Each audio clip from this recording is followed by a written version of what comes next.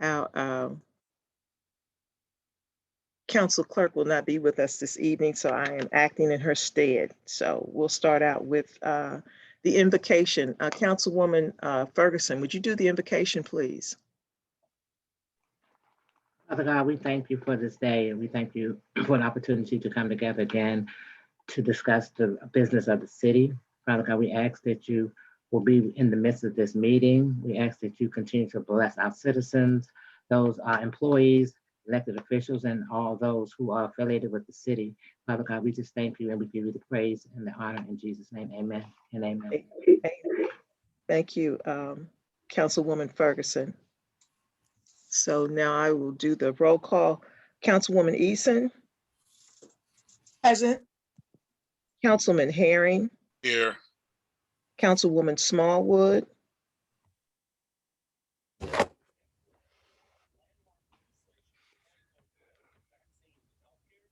Present. Councilman Williams. Here. Councilwoman Wilson. Here. Councilwoman Ferguson. Here. And Councilwoman Jones is here. All right. All right, is there a motion to adopt the agenda? So moved. Thank you, Councilwoman Ferguson. Is there a second? I second.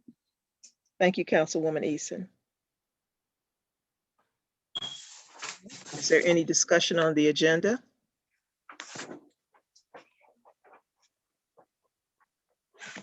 Hearing none, I'll take the roll to accept the agenda. Councilwoman Eason. Yes. Councilman Herring. Yes. Councilwoman Smallwood.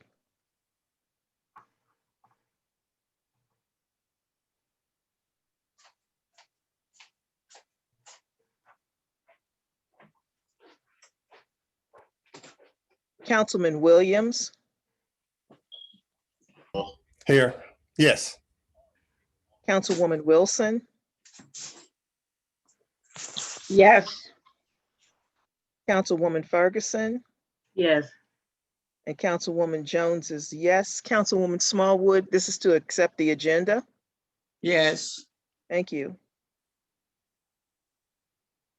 All right. So,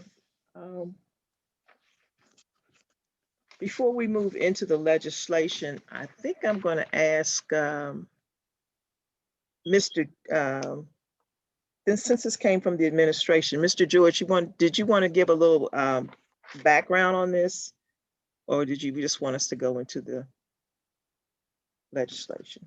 Well, really, I think if maybe Mr. Roy Montgomery, as the chairman of the supervisor of the election board, could speak to what his board had talked about along with the lawyers and why they're presenting these two pieces of legislation for your consideration. All right. Mr. Aurora Montgomery. Yeah, hi, good evening, thank you. So the purpose for the resolutions that were presented this evening is just following the protocols that were put in place by Governor Hogan for during the COVID epidemic. And as such, the city of Glenarden, well, the Board of Election wants to move forward, is requesting to move forward with either online voting and or no excuse mail-in voting. I'm sorry, not online voting, I'm sorry. Mail-in voting and no excuse absentee voting as well. The purpose behind the reasoning behind it as well is, because we want to make sure that, all residents of Glenarden, all registered voters in the city of Glenarden are allowed the opportunity to vote during the COVID epidemic, and particularly our senior citizens. And therefore, we would provide that level of voting and make it accessible to our seniors by, our citizens and seniors by doing by doing this, following in this process. So I just appeal to the council at this time to just take this into consideration and follow through. I would like to heed some time to our Vice Chair, Chris Beckles, if he has anything that he wants to add. Thank you. And to the City Council, we appreciate your time this evening. Just to leverage what Richard Arrell Montgomery was referring to, Governor Hogan put in place a proclamation March 5th, 2020, to assist the voters of Maryland during the COVID pandemic. It suspended some of the normal processes. And specifically, we looked at the charter, and there was no provision for online voting. So we said, let's look at the charter to see what the provisions are. And the no excuse absentee specifically will allow our citizens to vote absentee, which pretty much is a mail-in ballot, without an excuse. And that's mentioned in our charter for absentee voting. So we thought that would be the most expeditious way to allow increase our opportunities for the citizens of Glen Arden to vote in this pandemic. All right, thank you, sir. Thank you. So I will move forward with the legislation.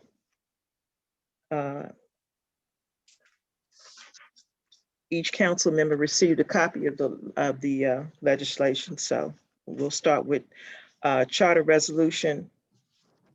Oh, I'm sorry, maybe that shouldn't be charter resolution. C06-2021. The sponsor is Robin Jones, Council President, at the request of the administration. Special regular session. Date of introduction is March 10th, 2021. An emergency ordinance by the mayor and council of the city of Glen Arden for the purpose of amending the city charter at Article 7 to provide for voting by mail upon request of the voter during the time the state of Maryland is under a state of emergency from the existence of the COVID-19 virus pandemic.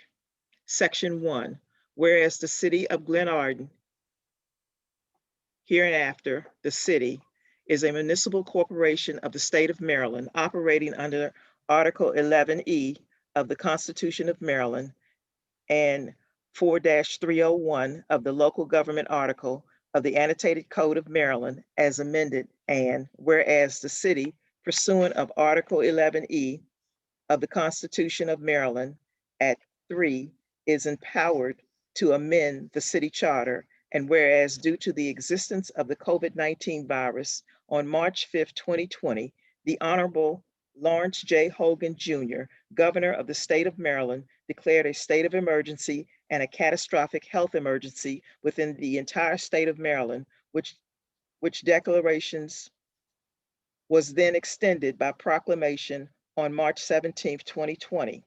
And whereas the aforementioned state of emergency has been periodically renewed to continuous effort up to and including by way of declaration issued by Governor Hogan on February 19th, 2021, and whereas on March 30th, 2020, Governor Hogan issued order number 20-3-30-3, enabling municipalities to suspend the effects of Title IV, Subtitle 3 of the local government article of the Maryland Code, a copy of which order is attached hereto as Exhibit A and incorporated herein. Whereas, pursuit of the local government article of the Maryland Code 5-202, the mayor and council of the city of Glen Arden, Maryland, hereinafter the council is expressly empowered to undertake actions, among other things necessary to assure the good government of the municipality, 2, secure persons and properties from danger and destruction, and 3, protect the health, comfort, and convenience of residents of the municipality. And whereas the council recognizes the necessity of regular elections in order to maintain the integrity of the governing body of the city, which necessities must presently be balanced against the existing threat to the citizens of the city in the form of the COVID-19 pandemic, should the election presently proceed. Whereas it is the sense of the council that a temporary modification of election procedures providing the availability of mail-in voting to all qualified voters in the city is justified in light of the risk posed by the COVID-19 pandemic. Whereas the council shall undertake the necessary action to provide sufficient funding in order to implement mail-in voting by request as set forth herein. Whereas the council shall comply with section I.A of the governor's executive order 20-03-30-03 by providing notice of this resolution to the governor, and section 2. Be it now resolved by the council of the city of Glenarden that A, pursuant of the governor's executive order 20-03-30-03, certain provisions of Title 4, Subtitle 3 of the local government article of the Maryland Code having been temporarily suspended, the city hereby foregoes the notice, hearing, and post-adoption referendum requirements contained therein, as those requirements are presently without effect, as they might otherwise relate to this charter amendment. B, this should be ordinance. This ordinance shall take effect immediately upon adoption. C, Article 7 of the charter is hereby amended to include the following section, number, and text. Section 717, mail-in voting upon request. Upon written request by any voter qualified to vote in the city, a ballot shall be mailed to the voter in Glenarden starting on or around April 9th, 2021. Mail-in ballots may be requested by procedures to be identified. Mail-in ballots can be returned through the mail or can be dropped off at drop boxes located at the James R. Cousin Jr. Municipal Center and at the post office. Any mail-in ballot must be returned by 8 p.m. on Monday, May 3rd, 2021. If a voter submitted a timely request but has not received a ballot by Friday, April 23rd, 2021, the voter may email elections@cityofglenarden.org to schedule an appointment to pick up one from the James R. Cousins Municipal Center. E, this charter amendment shall expire and be of no further effect upon the earlier of the completion of the May 3rd, 2021 election, its certification, and any appeal period following the election, but in any event, no later than December 31st, 2021. Nothing in this resolution, nothing in this ordinance shall be construed as amending, modifying, changing, or limiting in any manner the existing provisions for absentee voting set forth in section 704 in the charter and as further provided under Article 2 of Chapter 14 of the City Code.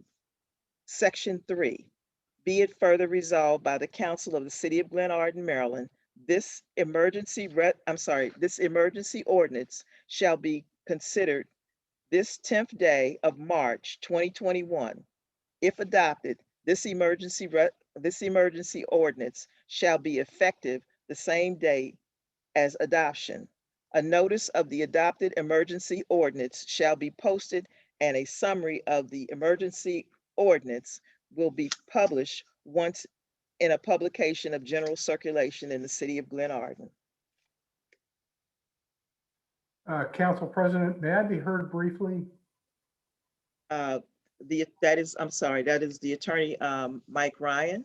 Yeah, this is Mike Ryan from Karpinski, Colorese and Carp. I'm not sure where the confusion came in, but the resolutions for charter amendments are made under the local government article by resolution. That's why that language was in there. I do note that the other piece of legislation you're considering tonight, the word resolution in the title had been replaced by ordinance, but under that subtitle, under the local government article as to municipalities, provides that charter amendments occur by resolution. So I didn't want to interrupt you earlier on, but I think the language correctly should just stay as resolution, not by ordinance.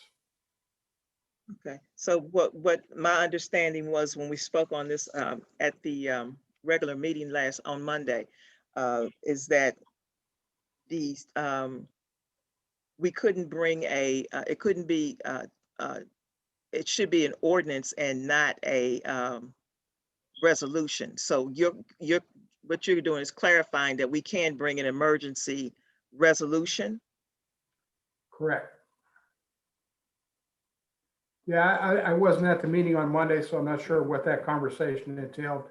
I know there was some back and forth on another matter as to whether that should be by resolution or ordinance, but charter amendments, which I think that even this temporary one, which is being considered tonight, should be by the plain language of the statute that empowers the city to do so, should be by resolution.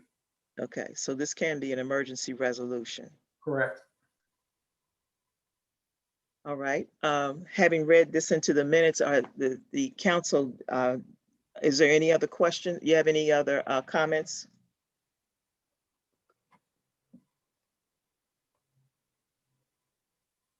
Madam President, Councilman Herring? we need to change the resolution number because it has 06. It should be C06.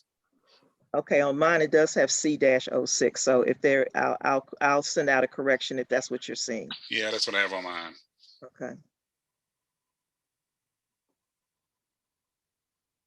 All right. Any other comments or questions? Hearing none, we'll take the roll. Ms. Jones, order. You didn't take a motion or a second I'm sorry. to ask for comments. Okay. I'm sorry. Is there a motion to accept this charter resolution? Yes. Thank you, Councilman Eason, for the motion. Is there a second? Second. Thank you, Councilwoman Ferguson. Madam President, Councilman Herring? I do have one question on starting on line 46. It says if a voter submitted 46 on page 2 at the bottom. If a voter submitted a timely request but has not received their ballot by Friday, April 23rd, the voter may email the elections board to schedule an appointment to pick one up from the James R. Customer Municipal Center. What if that person is an invalid and can't get out the house? How are they supposed to get this? Can someone pick it up for them? Mr. Roy Montgomery? If a citizen is not able to pick it up themselves, someone from the Board of Election will actually deliver it to them. Okay. We will make that accommodation.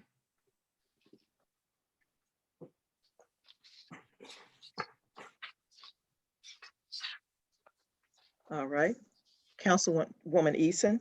Yeah, I just have a question. Normally, for just my understanding, so for this charter resolution, we're temporarily based on the statements. We're temporarily foregoing the public hearing, and we're also temporarily foregoing the 50 days wait time for this to become effective. Correct? That's correct. Okay. Okay. That's all. Thanks. Thank you. All right. So now we've had a motion and a second. So I'll take the roll. I'm sorry. I lost my paper. All right, Councilwoman. Excuse me, Council President. Councilwoman Wilson. I have a question. Up there on page 2, line 18 and 19, it talks about that the council shall undertake the necessary actions to provide sufficient funding. So we will be notified of whatever funding is needed prior to any spending done, correct? That's correct. If there's any additional spending that's required, we will be notified. I think if I'm not mistaken, if I can speak on this, I think they're in the process of getting their budget together. So that's why we didn't bring that information tonight. Okay, thank you. You're welcome. All right. Madam President, can I ask you a question of Mike Wren? I'm a little confused on the mail-in, because the mail-in on line 41, it says upon written request by any voter qualified to vote, the city ballot shall be mailed to the voter. My understanding was that mail-in ballots are mailed to everyone automatically. It's the absentee ballots that have to be requested. So am I reading this wrong, or is this language not the way it should be written? Because mail-in should be sent to everyone without a written request. Did I got that right, Mike, or am I reading this wrong? It may be that the language is confusing, but it's certainly not intended to be. We contemplated 3 different paths to get to the result tonight. One was, for lack of a better word, universal, where the city would mail ballots to every registered voter. The second was where a mail-in ballot could be requested by any voter, and that's what this resolution is intended to do. And the third was just to treat all requests as essentially absentee ballot, as a request for an absentee ballot. So we actually proposed 3, Tim. The one that you're talking about had obtained that quote from Electech, I believe the name of the company is, where they were going to provide for a set amount. They were going to provide enough ballots to go to all voters. This option that's under consideration presently is just a ballot shall be mailed upon request. So it's pretty similar to absentee ballots. It just adds temporarily a different section to Article 7, Articles. So is it 7 or 17? I'm sorry, I don't have it out. That was the intent. Okay. Okay, well, I have a follow-up. Councilwoman Eason. Yeah, okay, so if the intent is for someone to request a mail-in ballot, then what happened to those residents who don't request the mail-in ballot? My understanding is there's still going to be in-person voting. Is that not correct? Okay, may I interject? Mr. Aurora Montgomery. Yes, please. Just for clarity here, the intent of the Board of Election was to have ballots mailed out to all registered voters in the city of Glenarden, not to have anyone request an absentee ballot. We were just going to go ahead and just mail out the ballots just as was done for the general election in 2020. And in addition to, we would have in-person voting on May 3rd. Correct.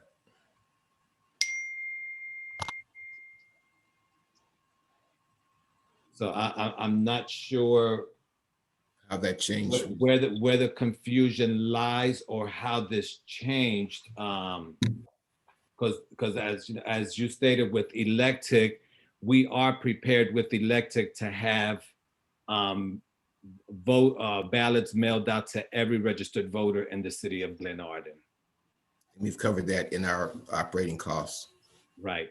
It wouldn't need any additional for that piece from the council.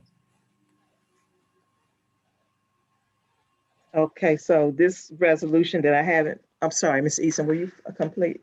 No, but basically what I'm hearing is two different things. The resolution says mail-in voting by request, but what they were asking for is mail-in voting without a request.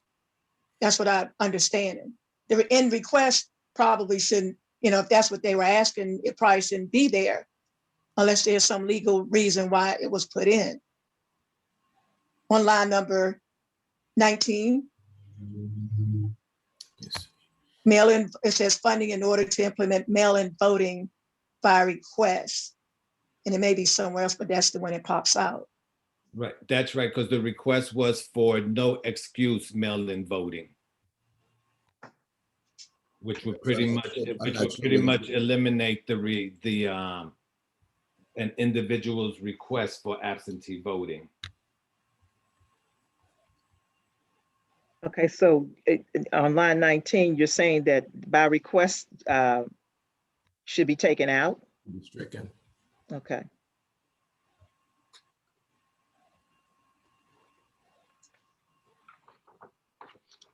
All right, So then. you're saying line 19 on, Page Two. 2, it may be somewhere else, but that's the one that the page that I have. It may be located somewhere else, but the one I see is page 2, line 19, 18 and 19 says, whereas the council shall undertake the necessary actions to provide sufficient funding in order to implement mail-in voting by request as set forth herein. okay, I'm looking at 3 different charters here. Oh, this is the one that says Mail-in. CO6, the one that says voting by mail on the third line of the chart. I don't have the ones that you have now. I have the original. Yeah, the originals resolution. don't have that edit. So I'm not sure where the disconnect is in. Right. This is the one that Ms. Jones sent us Right. a couple of days ago. That has ordinance 06 on it. Right. No, I don't have those. The ones I have are charter resolutions, and they're all From the they're all attorney. covered in R. Right. These are from the attorney prior to. Okay. So, all I right. don't have the most recent one. Okay, so we can strike that mail-in Yeah. by request as Right. set. Mhm. We want to implement mail-in voting, and then we strike the word by request. Yes. And then all of the places where I said ordinance will go back to resolution.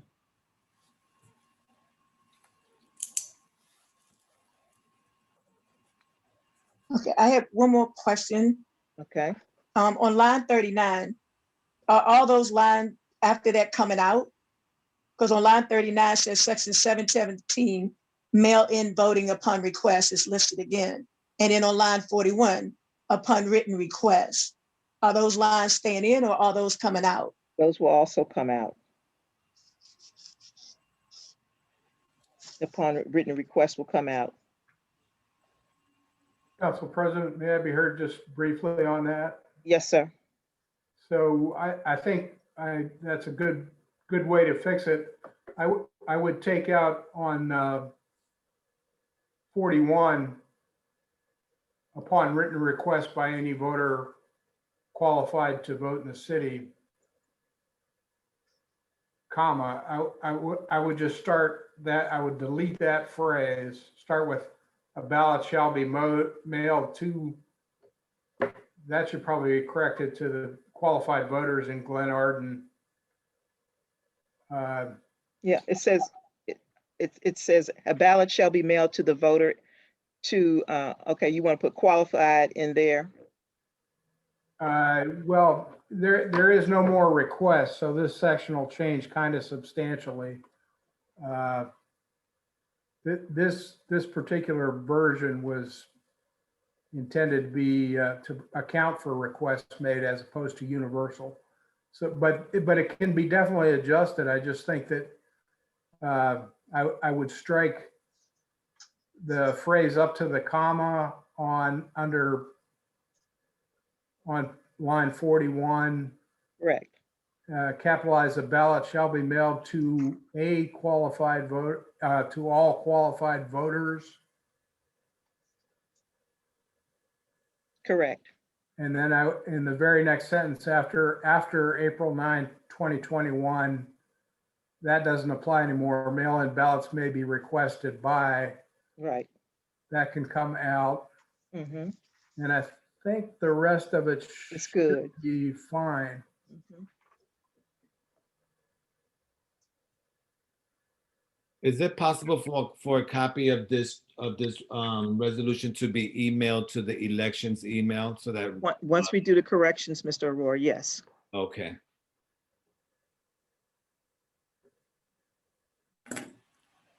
All right, any other discussion? Yeah, one more. So on line number 39, where it says section 717, mail-in voting upon request. So that line is staying in there. No, So it's section 17, mail-in voting. yes, but it's no upon request. Everybody will receive from what they want, from what it sounds like the election board wants to do is for everyone to receive a ballot. Okay, next to it by the understood. man. Mhm. And may I add to that, that in the event someone does not receive a ballot, excuse me, if someone does not receive a ballot, they can still email the elections and we will make sure that they get a ballot. Right, that's still up on the third page. Okay. It gives a date. If a voter submitted a timely request but has not received a ballot, I'm sorry, that should go. Yes. Yeah. If a voter has not received a ballot in a timely manner by Friday, April the 23rd, that will be well,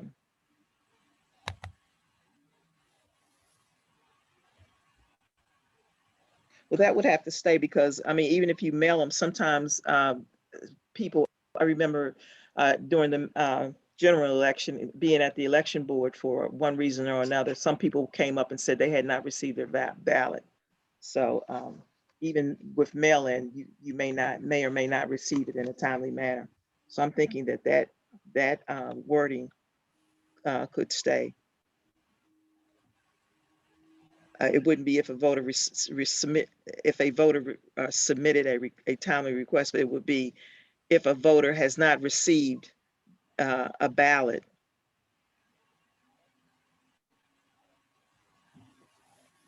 Yeah, if a voter has not received a ballot, because the process that I'm reading is that ballots are going to be mailed out. Mm-hmm. The thing is, so if a voter doesn't receive one of those mailed out ballots by Friday, the April 23rd, then they need to write somebody to get one. Right. Or contact somebody to get one. Right. Council President. Councilwoman Wilson. Yes.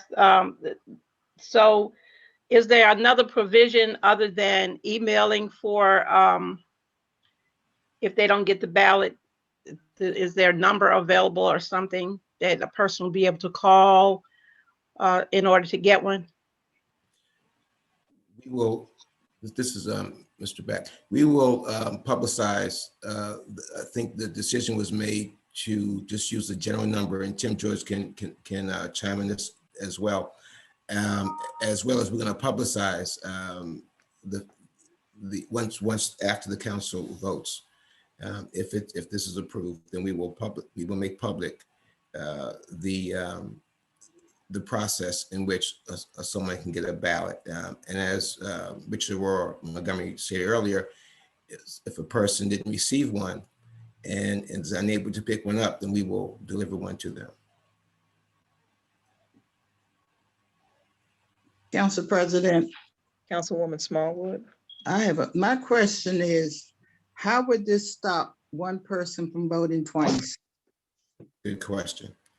So with the balloting process, if a person, let's say, mails in their ballot, and it's going to be held in abeyance until after the election, and we have a master voting list that we get from the state, and there's a cross check that's done. So if a person, let's say, walks in and wants to in-person voting and they've already voted, once during the balloting process, when it's scanned, it's going to pick up that there's a duplicate ballot and that ballot is then spoiled. So that will abate the potential for duplicate votes. There's internal cross checks that will be done using the master voting list to ensure that we don't get duplicate ballots. Like they did in the general election. Correct. If somebody went in to try to vote in person, then Correct. it would, a flag would come up and Right. they would, it would be investigated. All right. Are there any other questions? Concerns? Okay, let's take the vote. Councilwoman Eason, Yes, with all the changes.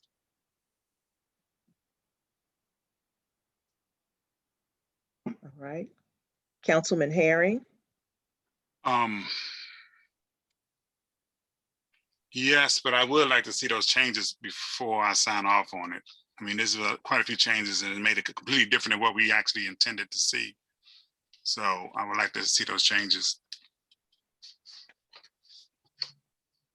all right. Councilwoman Smallwood, I'm gonna pass, and the reason why I'm passing is because I would also like to see all the changes before it become final. all right. Councilman Williams,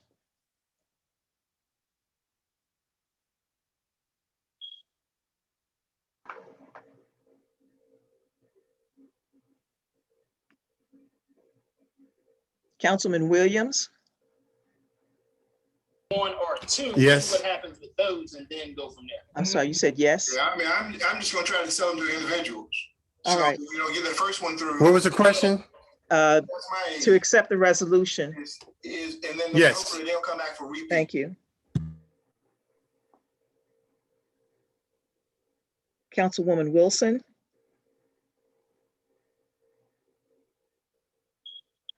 I'm sorry, but I think that if I may, another change might need to be put on line 5 of the last page. Since Mr. Beck said that they were planning to put the city number on there, perhaps we need to put that on there as well, rather than say may email, so that the records reflect that there was more than one way to.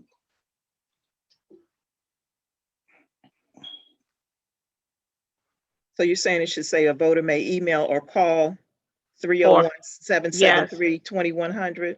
Yes, that's correct. Okay. And I'm going to I'm gonna temporarily say yes, because I would like to see all the changes too before we do anything, we finalize it. Thank you. So, okay, well, I was gonna say, well, maybe I shouldn't even vote on it if we're not gonna finalize it. When can we get the finalized copy? Tomorrow morning. Okay. Council President Jones, if I may, Yes, sir. I think I have a version here in Word that I could edit right now and then do a screen share. Would that be satisfactory? If you could just email it to me and then I'll get it out to the council because our screen is shut down. I understand. Okay. Councilwoman Ferguson, Yes, of course, with the changes. okay. And then Councilwoman Jones is yes with the changes. So that's 1, 2, 3, 4. Oh, I'm sorry, Councilwoman Smallwood, you passed. Would you like to vote now? I'm still passing. All right.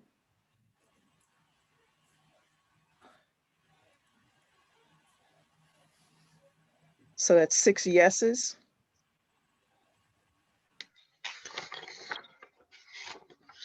and 1 pass.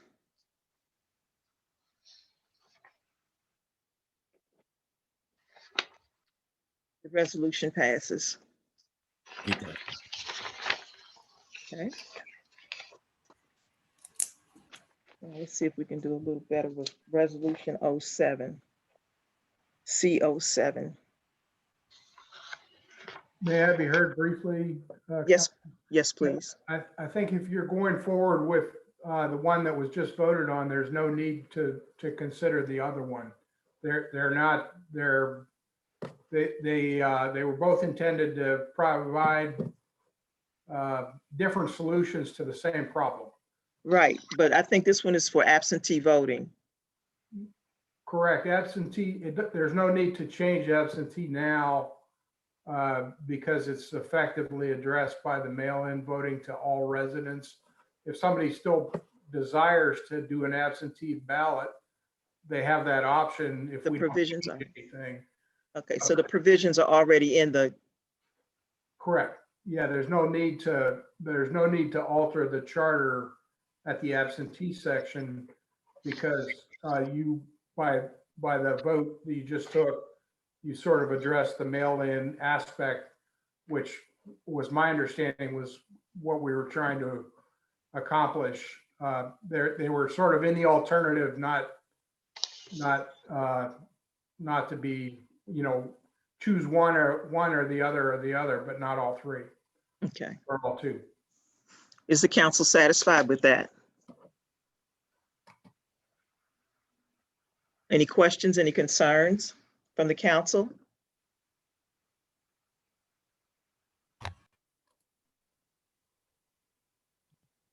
Councilwoman Easton, I'm sorry, I can't hear, are you? Sorry, I have another speaker that I mute too. No, I don't have a problem with it because if you're sending out all of the ballots by mail, then if a person's absent, they're gonna get the absentee, they're gonna get the ballot by mail anyway.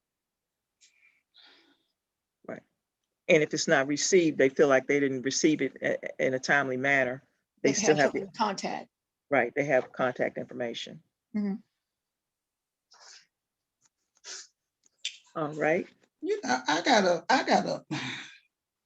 I have a scenario that I'm not quite happy with it, but I'm gonna throw it out there anyway. Suppose a person is have a summer home in a different state, and they are in a different state. They would need an absentee ballot mailed to them at that address with what state that they are in. So how are you going to compensate for that person? How would the election board know that they have a home in another state? They would have to call the election board or send, I'm sorry, just a second. You don't have my question right. My question is, I'm out of state and I need to vote. I need an absentee ballot mailed to my out of state address so I can vote. How are they going to compensate for that? Ordinarily, you would contact the election board, or you would have as a registered voter, you would first, when the election is, I would surmise one, and you would request an absentee ballot prior to your trip or while you were away if you wanted to vote. But the list we use is from the state with your address of record. I understand that, but if a person would request, if a person requests, let's say I'm going out of town and the information that y'all have put together is not ready, okay? So I'm going to my summer home and I'm going to be gone through the period of the election.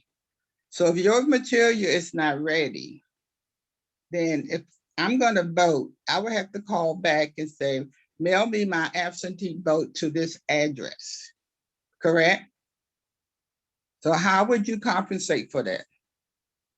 I think the normal course of business that with that scenario is if you know that you're going out of town, then there are certain times that you can vote. And I think you mentioned when in your scenario, you said, if our materials aren't ready, they'll be ready within the specified time for the election. Okay, you still missing my scenario. Maybe I'm not saying it to you correctly. All right, voting is May 3rd. I know I'm gonna be traveling in April. Right now, y'all don't have the package ready for me to travel in April. So I'm gonna be out of town until June. So how would I get a ballot mailed to me and to my address that I have in another state? If it won't come, it have to come by absentee. April 8th is the date the absentee ballots will be available. Prior to that time, we'll be publicizing the election and the process. There'll also be information on the city website as well. Okay, suppose the person doesn't have a web, have a computer to go to the web. There will be banners around the city publicizing the election as well. So if you're going out of town in this specific scenario and you want to vote, I would think that a responsible person would contact the Board of Election to ensure that they receive an absentee ballot with given your scenario, since you already know that you want to vote. I mean, and to add to what Mr. Beckles just said, a responsible person will not only just contact the Board of Elections, but if that person knows they're going out of state, they know the election is approaching. The responsible person will also contact the municipal building and let them know, hey, I'm going out of town. What do I need to do to ensure that I get a ballot? They will be given instructions to contact the Board of Elections, and we'll take the necessary steps to ensure that they receive a ballot. So you would mail them a ballot to where they are? If that's what we need to do, yes. Okay. We will ensure that they get their ballot. One way or another, we will make sure they get their ballot. Okay. Mr. Roy Montgomery, so they would get a ballot after you verify that they are a citizen in the city of Glenarden? That is correct. A registered voter is a qualified voter in the state of Maryland and eligible to vote in Glenarden. Okay. All right. Are there any more questions? And also, and just to point out as well, even if someone is a registered voter, but for whatever reason they did not make the voter registration list, we will not prohibit them from voting. We will allow them to, there will be a provisional ballot provided to them. And once we have confirmed that they are a registered voter, then we will count that ballot. All right, so Attorney Ryan, could you send me the corrected resolution? Yes, I will. All right, I'll be looking for that so that I can send it out to the council so that they can see it. All right, any other questions, concerns? All right, it is 7:49 and this meeting is, I'm sorry. Oh yeah, I'm sorry, Ms. Easton. I see what you're going, with citizens' comments. Comments on your Yes. agenda. I'm sorry, citizens. Please forgive me. It's been a long day again. Citizens' comments. If any citizens have any comments, would you raise your hands to be Mr. Ricky Montgomery? Good evening, everyone. I just have a comment that refer back to if you leave in town, you can also contact your local post office and forward your mail to the residence that you're going to, your second vacation homes or any other places. They can forward your mail. You have to give them a week ahead of time. That was my comment. All right, sir. I've done it many a times. All right, sir. Thank you. So I'm looking for my agenda. Any other citizens' comments? Mr. Wilson. Good evening, Mr. Wilson. How are you? I'm okay. All right. Go My right ahead with your comment- comment. Okay, my concern is, one, what assurance or what steps gonna be taken to guarantee that every resident voter get the notice about, get a ballot where they can vote. And the reason why I brought that question up, for one, because when you sent out notice about the PPE, a lot of the residents over in Ward 1, where I live at, never got the notice. That's one. Number two, you're mainly talking about mail-in ballots.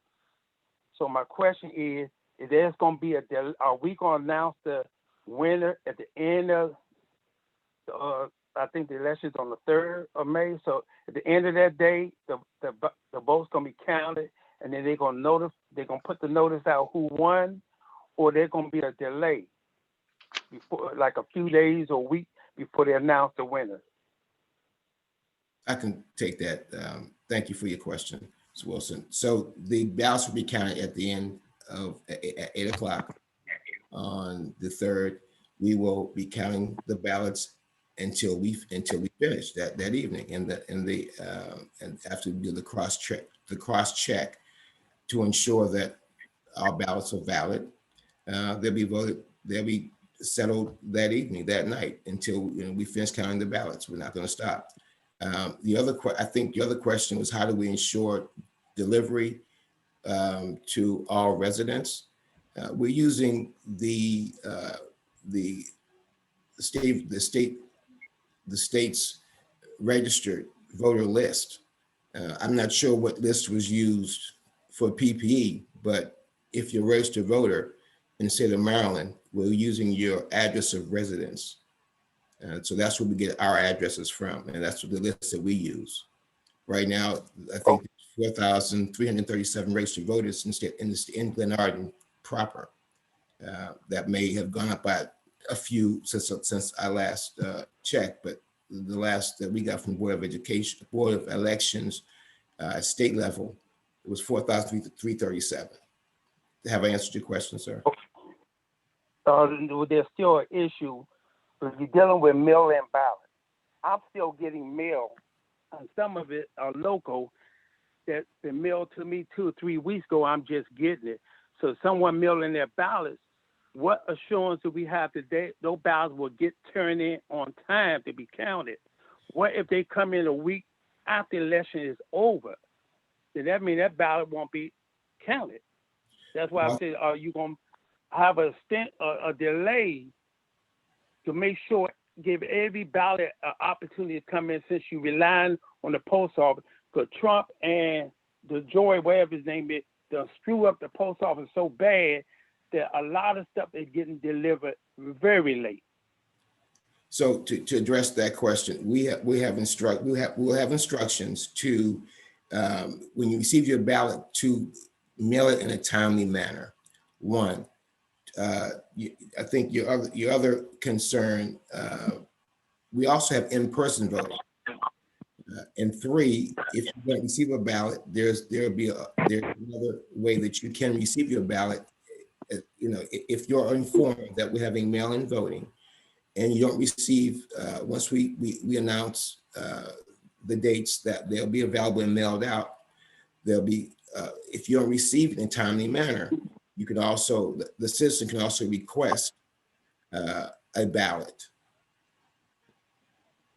And let me also add to that, please, and just state that there will also be drop boxes located. There will be 2 drop boxes, one at the municipal building and the other at the post office. So it's not completely mail-in. Mail-in is just an option. I'm pretty sure that if residents want to make sure that their votes are counted and are not trusting the post office, and I'm sure that those residents will make their way to a drop box so that their vote is counted in a timely manner. Good point. And we're looking at 2 locations. One is at the municipal center and the other is at the post office. Is there any given time where a citizen, let's say if I mail my ballot, I have pre-existing conditions. So I'm not going to a drop box. I'm probably going to mail my ballot in. And let's say I do that. Is there any way, even after the election, I can verify that you did count my ballot? Where I can call in, you can look up and see, yes, we received your ballot. For example, when I mailed my ballot in for the election, they had a number where I can call before the election and they acknowledge we did receive your ballot. And that's what county did. When we were voting for the president, I took my ballot, drop it off. They give you a number. I call back in about 3 or 4 days, and they confirm your ballot we did get your ballot. We're not doing anything like that. Where we can confirm, citizens can give a peace of mind that they know their ballot was received. Citizens can, if that is a citizen's concern, the citizen can easily email We're the using a master election list. board. They can email the election board. We will look over the roster and we will confirm whether or not their ballot was received.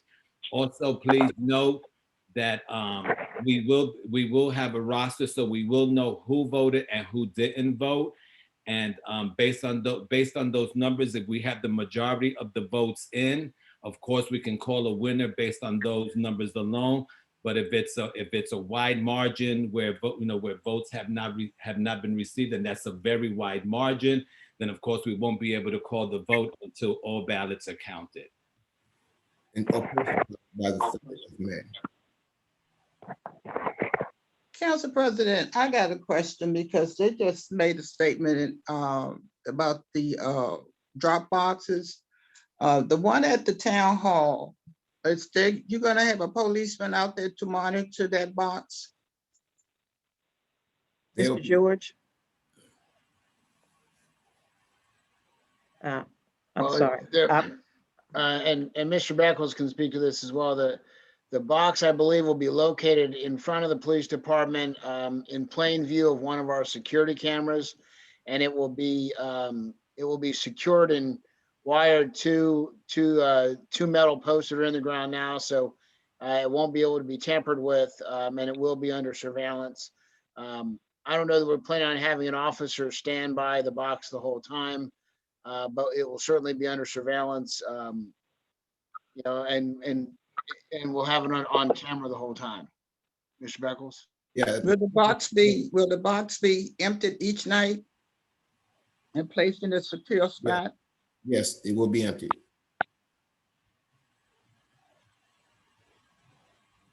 And the documents will be placed where? In a lockbox.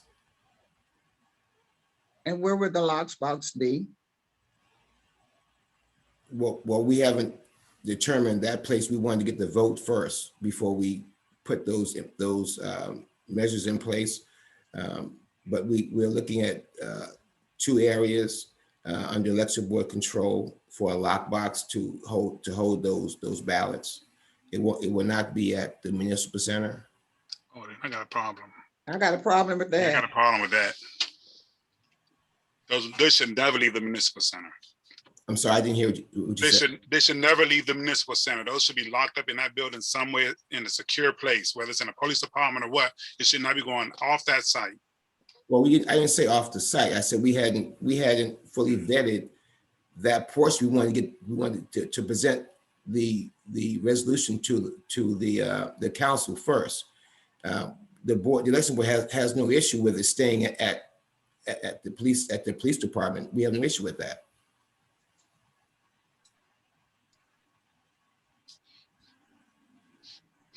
All right, any other citizens' comments? I didn't understand his last statement at the end. He said, I said we have no issue with it staying at the police department. All right, thank you. You're welcome.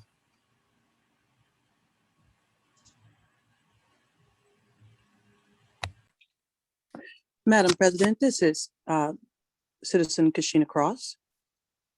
Mrs. Cross? Thank you. Thank you very much to the election committee. Thank you for your presentation this evening. Just wanted to ask the question if the commission or the committee has considered putting on all advertisement your mail-in ballot must be received by date. This pretty much takes care of all of the concerns about ballots coming in well after May 3rd. This also puts a marker in time to ensure the responsibility goes back to the citizens to ensure that their vote is heard early and that their vote is taken account in a timely manner.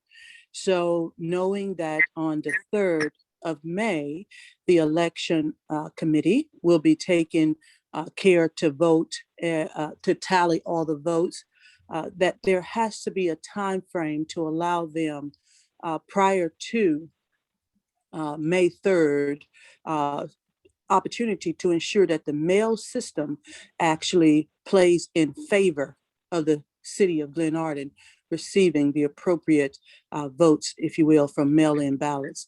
And second point, question is for the children that will be arriving at the age of voting age.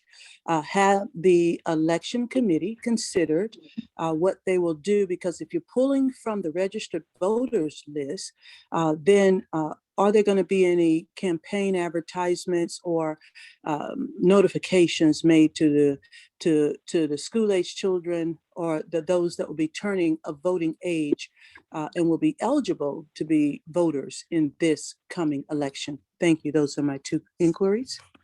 Thank you.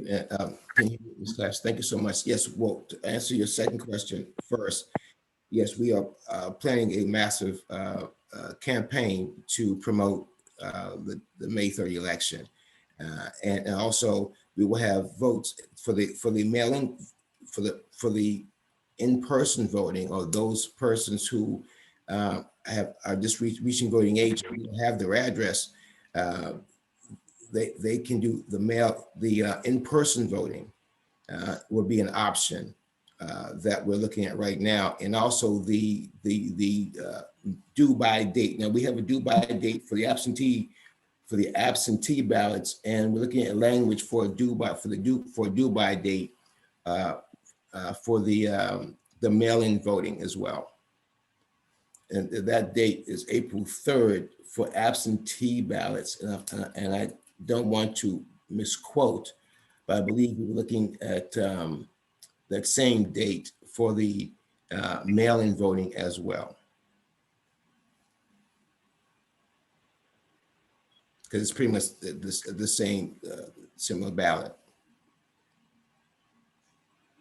So if the election will be held on May 3rd, so then the citizens that are taking care to mail in ballots, their ballot must be received by what date? April 30th is the deadline. April 30th. So April 30th, if your ballot isn't postmarked or received by April 30th, then the citizen takes in their own care and responsibility for that ballot. Yes. Thank you for the clarification. Wow. All right, are there any other questions? Yeah, Council President. That's going back to what I was originally saying. Now you're putting the responsibility on the citizen when it comes to dealing with the U.S. Post Office. I can mail my ballot in on the 25th of April. I can't guarantee that the Postal Service going to stamp my ballot and post it and deliver it to the city by April 30th. We can't control that. I mean, I'm getting mail from somebody else at times. I mean, there's so many variables because how the Postal Service is out of whack because what they did to them during the election. And that's my point. Now you're saying we're going to make that responsibility on the citizen, especially those who can't go out and vote and they're going to rely on the Postal Service. They can't control once it goes in there. I give my postal, my mail carrier, when I see him pulls up, I put it outside and make sure he gets it. But once it's in his possession, the citizen can't guarantee that it will be processed and delivered to the city by their deadline. That's my point. That's why it should be some consideration of a delay to give those adequate ballots in. Because like I said, trust me, you're gonna have citizens gonna be upset because they're gonna find out my ballot didn't count because you got it late. Is the council going when ballots come in past that deadline day, that cutoff date, are you gonna let the citizens know at a public meeting, well, we got X amount of ballots came in after the deadline, so therefore it was not counted? Or that's just gonna be swept under the rug and you're not gonna let the citizens know? I think every citizen have a right to know if they cast a ballot, that their ballot counts. And that's my point. This got to be done a fairly way. And like I said, if you get some people don't make it in time, then at least the citizen need to know you didn't get my ballot in time. And my concern gonna be if I send my ballot in, let's say 8, 9, 10 days before the cutoff date, and you get it late after the cutoff date, what's gonna happen with those ballots? You said the 30th. Whether they come in on the 1st or the 2nd of May, you saying they won't count, and I don't think that's fair. Okay, Mr. Wilson, we're going to look at all ballots, but the one thing you have to realize as well, and what citizens have to realize as well, is that we all know that there are issues with the post office. So there has to be some responsibility on the citizens as well. We are providing drop boxes, so a citizen does not have to necessarily mail their vote. Their citizen can take their ballot and take it to a drop box and drop it off at the drop box. If they're not able to get to that drop box themselves, they can hand their ballot off to someone else to take it to the post office, delivered to the drop box as well. That is not a concern whatsoever. Ballots will be counted.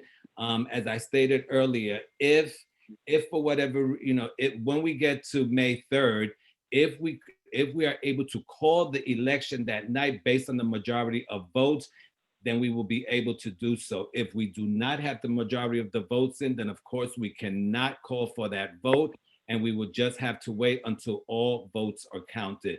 But rest assured, all votes received by the deadline will be counted. Okay, Ms. Montgomery, just what you just said. My last question is this: you said if you don't have sufficient amount of ballots in, then you can't call the race. Who set the limit on how many ballots have to be in order before you call the race? I just stated that would be the majority. That would be the majority, Mr. Wilson. So we already know we are sending out 44,000. We have at least 44,000 ballots going out. That covers every single registered voter in the city of Glenarden.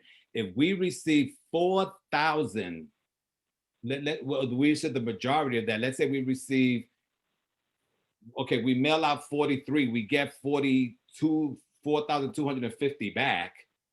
50 ballots is not going to make a difference. So if we're able to call the election without having to depend on those 50 votes, because we know they won't make a difference, then we will call the vote. However, we will continue to count those votes when they come in, and we will add them to the voting roster. And we'll also have persons voting as well. I understand what you're trying to say, Mr. Montgomery. For one, I think you meant 4,000 rather than 40,000. But more importantly, my point is, look at the previous elections we had. We normally don't get 1,000 citizens actually come out and vote. So if you send out 4,000 ballots, let's say 500 come. Then what? You just saying the majority of that 500, that's gonna be it? And then what let's say 500 come in, and then after the election is over, a day or two later, here come 1,000 more votes come in. Now what you gonna do? See, that's my point. Just give example like the military, especially those overseas. They get an extended amount of time past the election so their vote can count. All I'm saying is, would it be too much to have additional 2 days, 3 days extension just to cover it? That's my point. That's all I have to say. But I appreciate you taking my questions. Thank you. And actually, your concerns will be taken into consideration. We actually have a Board of Elections meeting this evening that was supposed to start at 8, but of course we're running late here. And I'll make sure that we address that at our meeting at 8 o'clock. Or so once we start that meeting this evening. And before I call on Mrs. Delamar, Miss, oh my goodness. I'm sorry, Mr. Aurora Montgomery. You could also probably take that question to Miss Alexander with the county, the chair of the county, and ask her how to rectify that, or how that scenario would work out, or what, since they have given us guidance in getting this started. Will do. Thank you. Okay, Mrs. Delamar. Actually, good evening, everyone. And actually, Council President, I was going to, I didn't know the person's name, but I was going to recommend the same thing, because I do believe, I can't say I believe, but that's not the appropriate word, but I do hear where Mr. Wilson, I believe that's who was speaking, I do hear where he's coming from in regards to what if there are some delays and, things happen and the next day, while I also, ballots show up, while at the same time, I also, I don't know how it works, but I do believe that the election board, do you guys stay on, those who have been elected to the elections board, do you guys stay on, like, is your job over as of May 3rd, or, No, so you guys stay on? So if there is an extension, yeah. So again, I'll stop speaking now, but I do think what Council President just recommended is what I was going to propose, because I do think that Mr. Wilson's point is an important one about, what if there's some ballot that. Thank you. Any other citizens' comments? Mr. Curtis. Good evening, everyone. I have a few comments. I'll go one by one. Will there be early voting at all? Because I was thinking about maybe it was Mrs. Smallwood or Mr. Wilson's question about just not wanting to come out amongst everybody to vote. And I know, like, grocery stores, they do, in the pandemic, from 6 to 8, the elderly can come and produce and go grocery shopping, for example. Can we think of early voting for either senior citizens or concerned citizens who don't want to be around other people? Is that an option? Well, to your point, Mr. Curtis, once you receive your ballot, you can vote. There's really no need for early voting, because you can actually just take your ballot to the drop box. Okay. I was just thinking, because place your vote that way. Because of COVID, the only in-person voting that we're going to be able to have will be on election day. Okay. And my question came from, because I know some, my family, my grandma is old fashioned. She doesn't like mail-in voting. And so I don't trust any of this. I'm gonna go directly to the voter booth to vote. So that's why I asked that question. And I heard somebody say that if there is a person who is, for example, disabled and can't submit their ballot, that someone can go pick up the ballot and take it to them. So are there any parameters around that? Can someone who's, would it be ethical for someone who's actually running for council to go to somebody's house who is, disabled and pick up their ballot and drop it off? Like, no. So that's what I was getting at. Are there any, ethical guidelines around that? Because that's kind of loose to say, somebody could just, you could give to somebody could take it. Well, I don't think that elected people who are running should be able to go to somebody's house and take their stuff and submit it. No, I think to Mr. Montgomery's question earlier, we were saying a person from the election board will ensure that person got a ballot or picked it up. But no, a candidate running for office cannot handle a ballot from a citizen. So if I am unable to vote by going to a drop box or going in person that day, I can call the Board of Elections and someone from the Board of Elections can come and pick up my ballot. Yeah, they make sure that we get that ballot from you. But nobody else, correct? So I can't give it to like my neighbor and ask them to take it. Well, it's going to be double sealed. So if let's say your neighbor wants to drop it in the drop box for you, your neighbor's not running for re-election, and it's sealed and it's signed with your signature on the outside and inside, and that ballot's not spoiled. I'm sorry, and that ballot is not spoiled. They can drop it off in the drop box, but a candidate cannot go in. Someone running for election cannot go in and pick up a ballot and put it in a drop box. That would be unethical. Okay. And yeah, and I get what you guys saying about citizen responsibility. That's a valid point. I think you guys covered the call in the election, and I missed Mr. Arroyo Montgomery, your point about provisional ballots. Could you explain that again about provisional ballots? In terms of if someone is, let's say someone comes in, they say, I'm a registered voter in the city of Glen Arden and in the county, but their name is not on the roster that came from the county. We would allow that person to vote. However, that ballot will not be counted until we verify and confirm their eligibility to vote. Okay. And I guess my last question is, I guess on the, I don't know if this can be answered here. So I am registered to vote in Maryland. Do I need to do anything extra to register to vote in Glen Arden? Is your address in Glen Arden what's on your voter registration card? I haven't seen my registration card in quite some time, but I believe so. Well, if those two marry up and match, then you're a valid voter to vote in Glen Arden. If you if your address on your voter registration card is Glen Arden. Okay, thank you. You're welcome. Thanks. Any other citizens' comments or questions? Madam President, Councilwoman Wilson? I have a question because I didn't quite understand the answer to Ms. Cross's comment or question concerning children who are who can vote.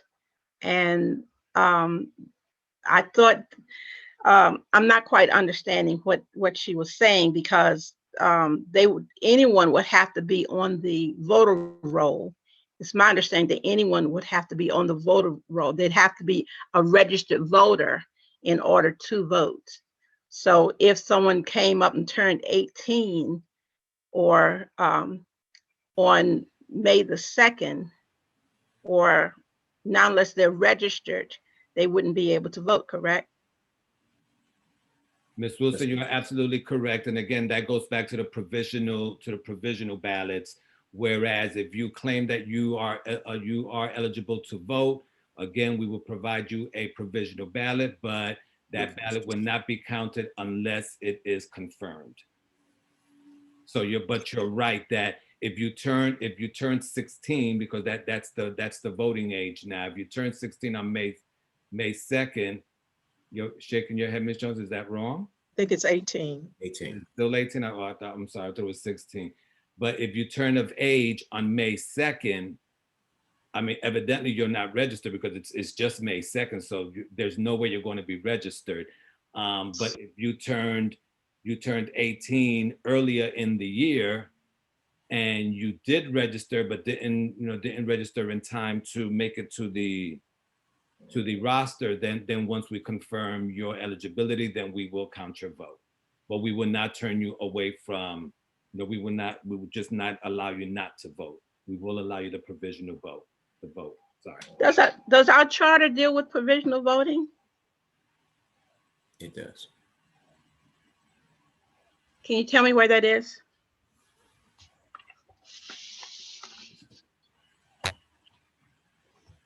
I think provisional voting is part of the process of voting, Yeah. period, no Yeah, matter, in Prince George's County where we fall under for voting, there is always provisional voting.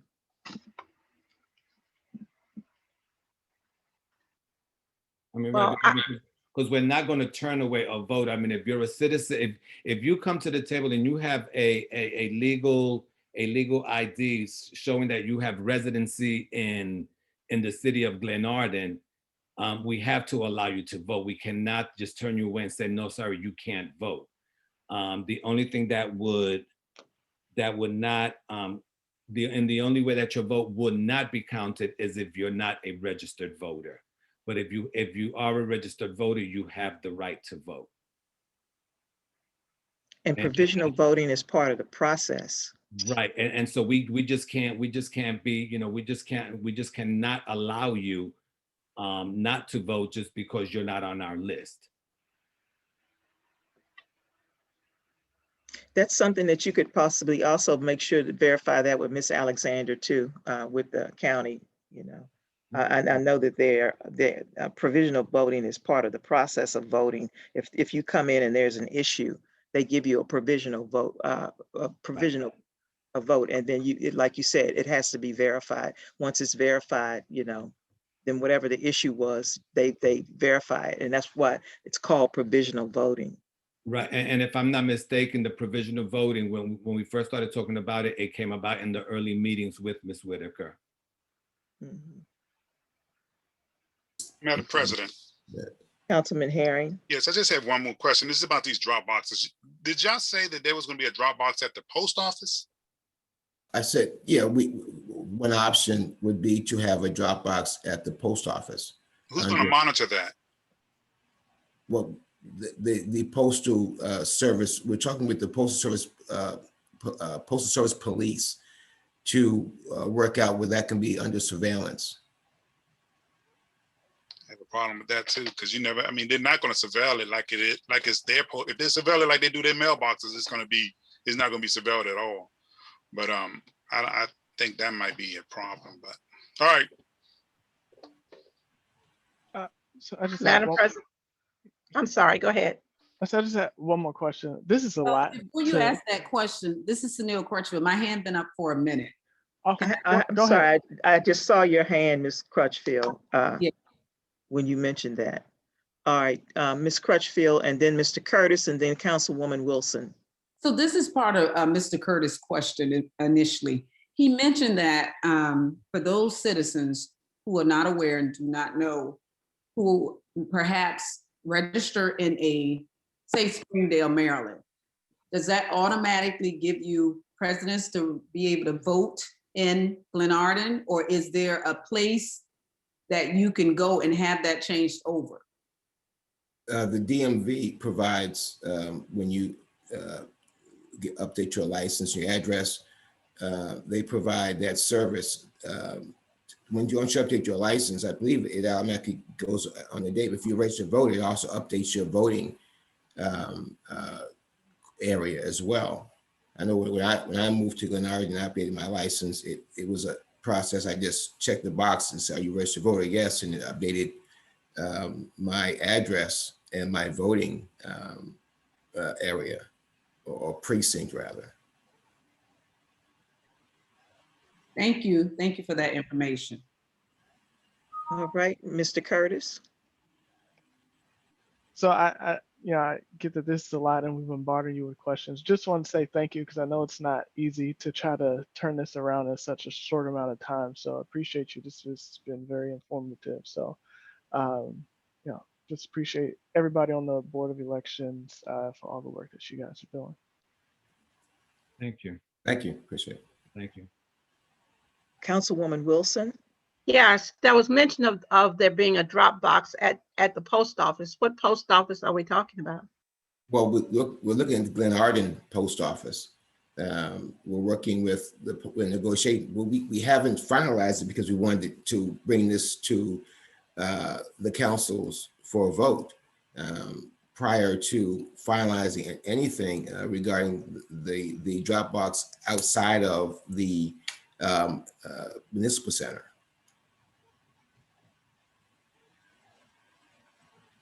Okay, I'm still not sure just where you're talking about for the Dropbox. There's was one post office that's off of, I think it's Lanham 7 Road. Yeah, Lanham, yeah. The Lanham- postmaster is Wendy Johnson. Is that's the post office you're Yes. speaking of? That's the 20706 post The office. 207, yeah, the 20706 post office, yes. Okay.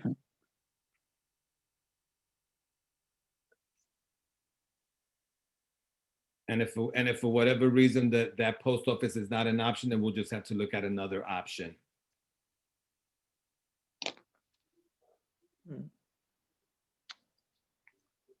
All right, are there any other citizens' questions? Well, I just want to make a comment, please, and I just want to thank the council this evening for your consideration of our request. I want to ensure the council members and the citizens alike that we are going to do everything in our power to ensure that this is a fair and just election and that all votes are counted. Our objective here is to increase voter participation. And we in no way want to leave any eligible voter behind. And by the measures that we have put in place, I'm sure that we will see results higher than that have been seen before or traditionally seen in the city of Glenarden, and we're hoping that this sets a new precedence going forward, and that we start seeing that increase in votership. And I mean, it's everyone's right to vote, and I think that there has been a limited amount of interest in voting, and we need to change that. We need to change that, and that change starts with us. And I believe that this here is going to be a change that, while some may be hesitant about it, I'm sure it will be well received, because citizens in Glenarden, while this is new to them, it's not completely new, as they all just went through this as they voted for our president. So it's not a new process. I don't think it's going to come as a shock to anyone. People know about drop boxes. They dropped their own presidential ballots in a drop box. If they had not already mailed it, people are familiar with the post office. They know of the issues with the post office. So any reasonable voter, a responsible voter, is going to know what they should do or should not do.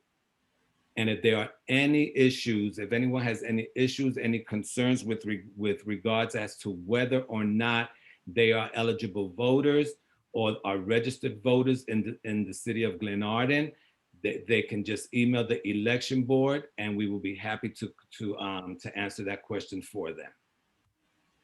That is all I have. That is all that I have at this point, as we really do need to prepare for our Board of Elections meeting. But I just wanted to thank everyone for their consideration this evening. Thank you. Just echo and leverage Mr. Aurora Montgomery's thank you to election board. I'm sorry, to the city council for listening to us, the resolution, and for your time this evening.